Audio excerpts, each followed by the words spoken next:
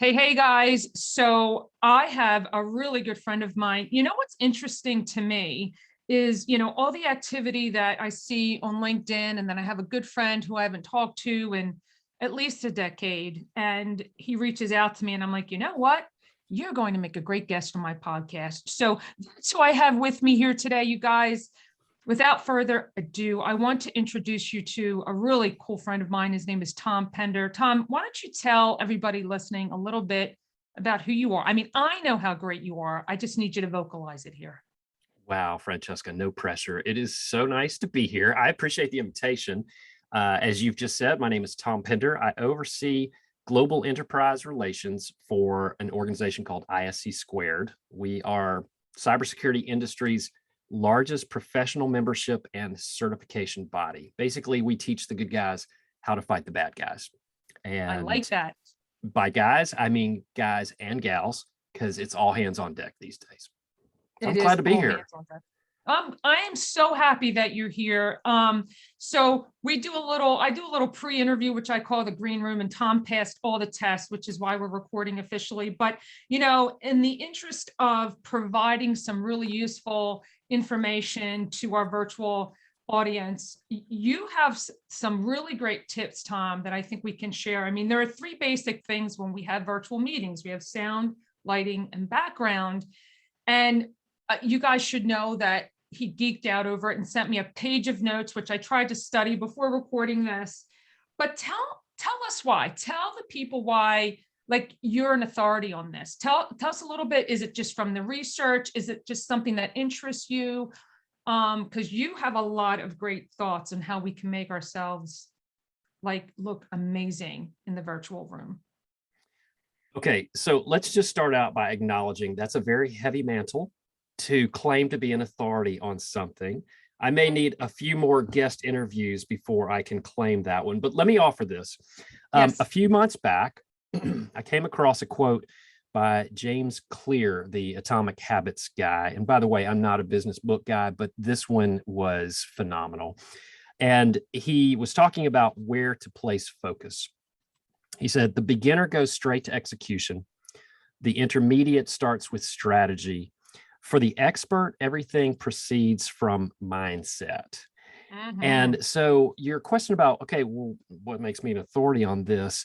For me, it's not just about opening up my laptop and turning on the camera. It is being mindful about making meaningful connections through the bits and bytes coming through our respective monitors. And so starting with that, everything else just ripples out from there. Amen. Tom, well said. It's being mindful, right? We don't have to just be mindful in the meditation. We need to be mindful and intentional with our work and who we are, right? And how we present ourselves. So thank you for saying that. And Atomic Habits is an incredible book. So thank you for quoting that as well. Okay, so we're not just going to flip open our laptop. Tell us some things that we should do that can help us with that presentation. Sure. So Zoom, everybody's become familiar with that. Well, very well familiar with that by now. And fundamentally, what is Zoom or any of your video call platforms of choice? Basically, it's an AV experience. So there's audio and there's video. It's pretty straightforward, and that frames things up nicely to break things down easily. So if we start with sound, a couple things to keep in mind. One is the quality of the mic and also the quality of the acoustics. So when it comes to mics, I would say the easiest, least expensive way to improve the way you come across is to invest a not large amount in an external mic. You and I are both using these. The sound quality is better than what you would get in a built-in laptop microphone. Yes. You can have these for easily under 30 bucks. And it is a quantum leap forward in how you sound to your audience, whether that's one person or a group of people.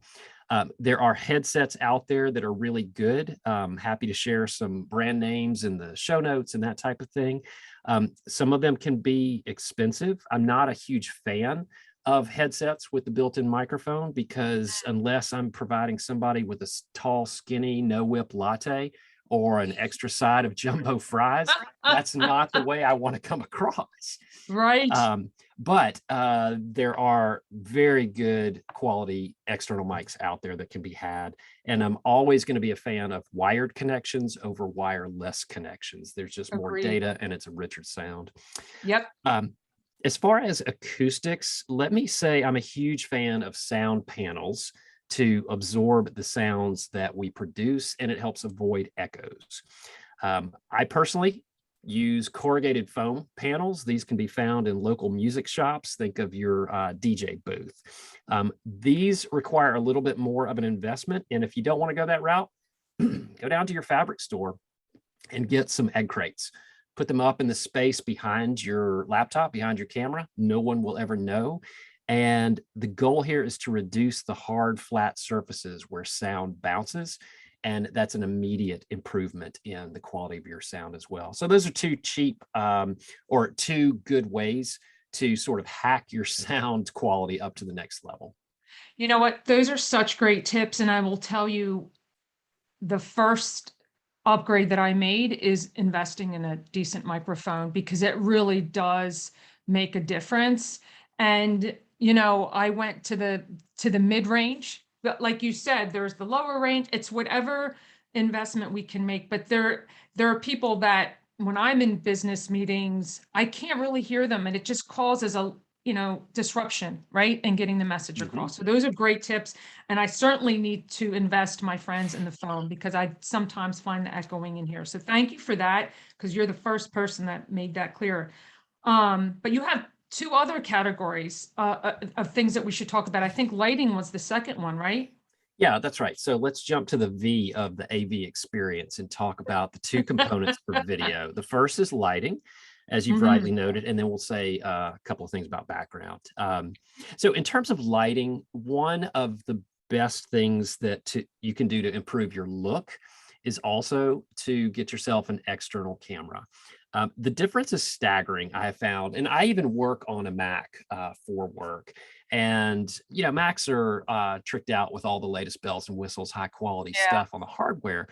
But even an external camera raises your level of play. These are a little bit more expensive than mics. You're probably upwards of about $100 or so, but still a relatively small investment that can be a game changer. The other thing to think about in terms of lighting is you can also use small desk lamps for a key light, what's going to directly light up your face. And also, if you want to put small side lights off to the side, then you're making sure that you've got even lighting all the way around. Ring lights have also become very popular over the last year and a half. They have. As more people go to those in sort of this broadcasting mode we all find ourselves in. I will tell you, ring lights can be a little tricky, because if you're aware of them and you know what to look for those of us who wear glasses like you and me, there's a dead giveaway that you're using one of those. So just keep that in mind. All right, Francesca, this is one thing that just absolutely grates on my nerves, and that is lighting from windows. So thank you for bringing that up. I was just going to mention that. Yeah. Thank you for the lighting from the windows. Please tell us the best tip.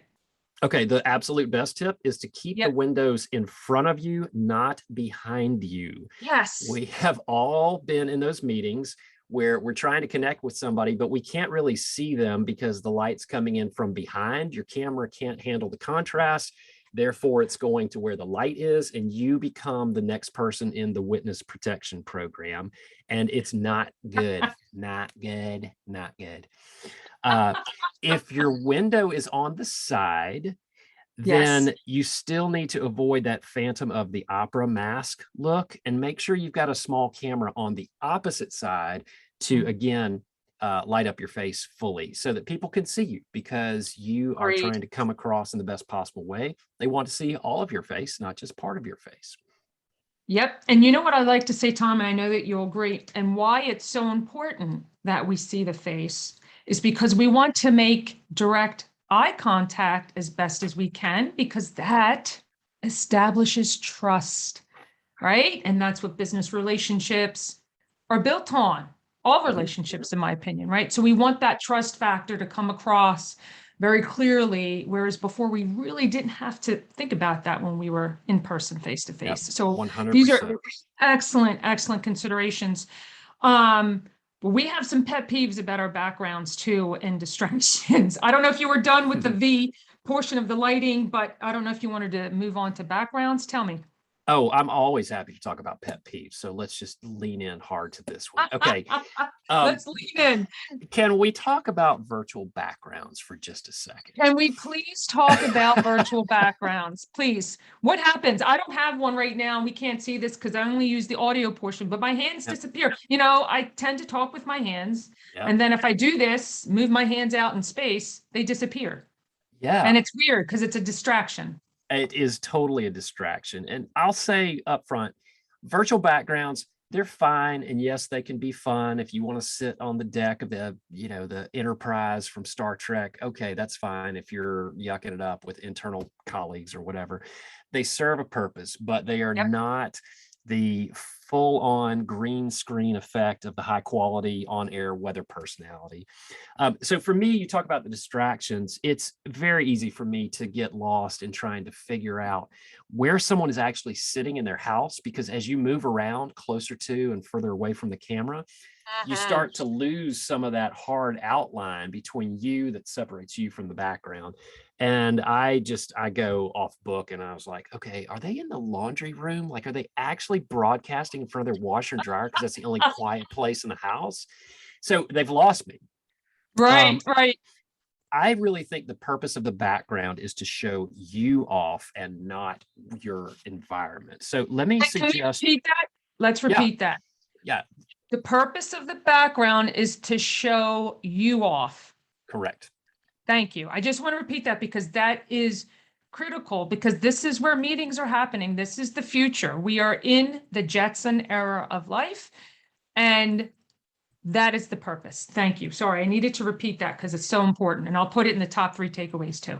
Yeah, good, good. So for example, I already know a little bit about you just by virtue of what I see in your background. It's not Mhm. distracting me, but it lets me know, okay, there's something about you that is important, or is important to you about the way you style yourself. I see books, which indicates a certain degree of professionalism. I see art. I see the dressmaker form. All of this fits together really well and really nicely. And these are things that they help your audience form a subconscious or maybe even an unconscious impression of who you are, even though it's Mhm. not directly what you're saying or expressing directly to whoever you're talking to. A couple of other things that I'd like to get in on this part, which is make sure your stuff is low key. Again, you don't want your background to be the focus. You want you to be the focus. Mhm. It is nice to have things in your background that can serve as potential conversation starters. So whether or not you're meeting someone for the first time or you're just reconnecting or connecting with colleagues and you want to avoid that awkward beginning of the Zoom part of the meeting where you're all trying to figure out, should I pay attention to my emails? Should I try to make polite conversation? It's easy to have stuff in your background that can not distract, but complement the conversation. Bad example, Right. do not put your entire Star Wars action figure collection behind you. Okay, that does not work. That does Uh, not work. but here are some things that do work. So I would Yes. consider some simple things like a photographer's backdrop is an easy hack, very Yeah. affordable. You can hang that in the background as easily as you would a shower rod and curtain. In fact, it works the same. There's Mhm. some very nice, attractive backdrops that you can get. Everything can be had on Amazon these days. Right. So stucco brick walls, Soho look, broadcast from your loft if you want to make it look like that. Whatever, Exactly. lots of options. If you don't already have a dedicated go-to space, pick one out in your space that you can take your laptop to for the sake of meetings. It doesn't have to be a lot of work, but if you can find a spot where you've got a bookcase behind you, bookcases always work, no matter the meeting situation, in my humble opinion. Interesting pieces of furniture, art. Do your best to avoid mirrors on the walls behind you. They are simply too Mhm. revealing, and your audience will find out more about you than you want them to. Agreed. And also, here's another pro tip.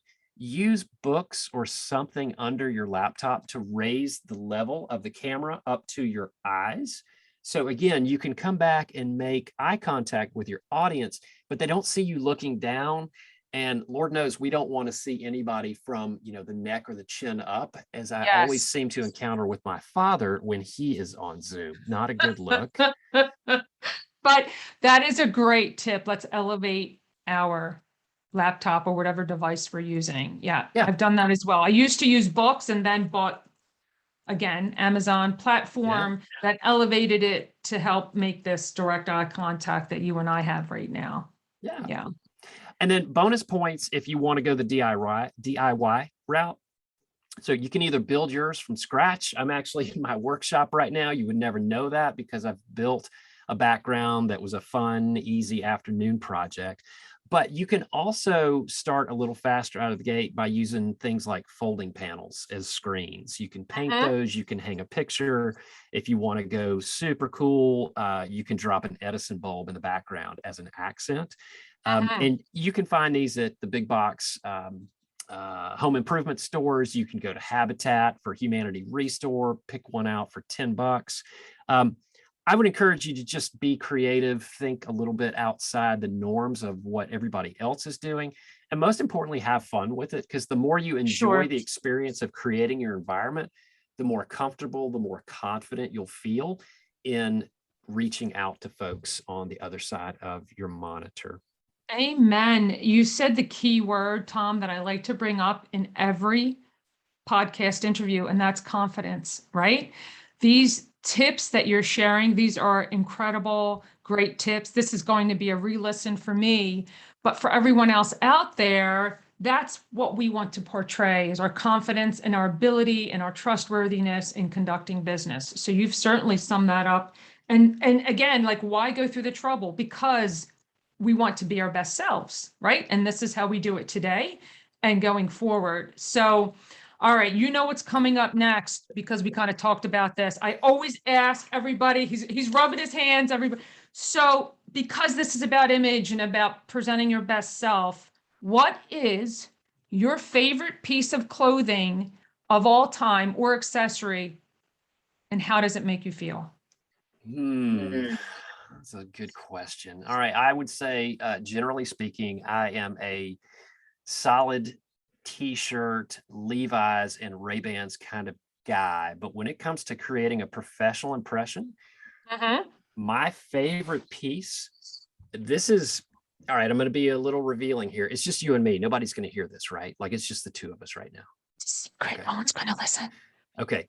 My favorite thing is the sports jacket that I just picked up at the local consignment store, or don't tell anybody, the thrift store. I've got a couple of go-tos here in the area.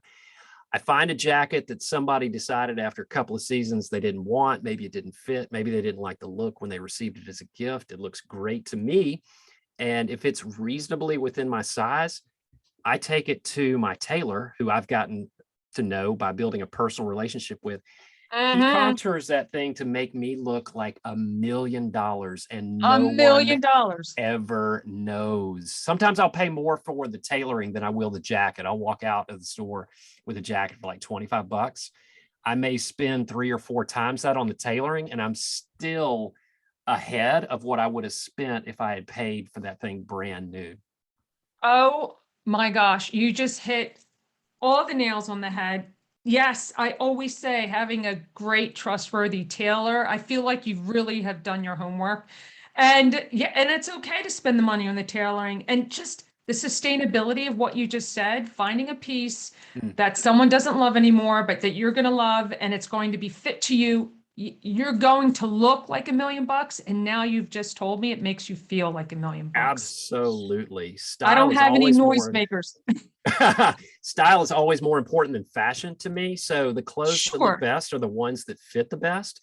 And I've already accumulated a small inventory of jackets I'll know that I'll wear for at least another decade, if not 2, which hopefully is the extent of my career. I'm assuming I can retire at some point. And so if I'm Sure. walking around in those kinds of clothes that feel good, then yeah, I walk a little louder and prouder. Amen. I love that. Hey, so you have so many great tips, Tom. If someone wanted to follow up with you, where's the best place that they can reach you? Oh, where everybody reaches other professionals on LinkedIn. So you'll find me at simply Tom Pender. I think my URL has Tom Pender CPA at the back end of the LinkedIn, but you'll find me pretty quickly. Message me, put a note in, some sort of an outreach, and I'm happy to connect with anybody about this stuff because I'm fascinated about it and I love talking about it. Thank you. Well, you're definitely provided so many great tips that I can't wait to share. I will put the LinkedIn hyperlink in the show notes, so it's a lot easier for everyone. But thank you so much. I'm so grateful for you today, every day, actually. But the fact that you took the time out and prepared for this and shared so many great tips, we're all going to look better. Thanks to Tom Pender. So thanks, Tom. I appreciate your time today. Oh, my pleasure. Glad to be here. Okay, bye-bye.